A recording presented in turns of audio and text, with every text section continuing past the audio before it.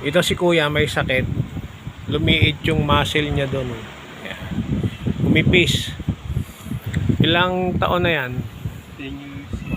10 years. 10 years na.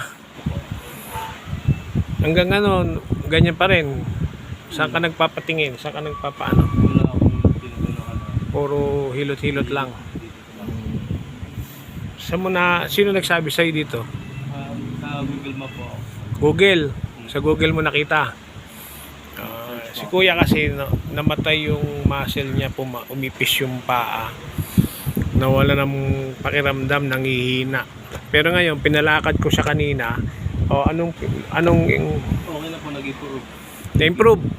Ano ako sa may mga bababa, nahihirapan po.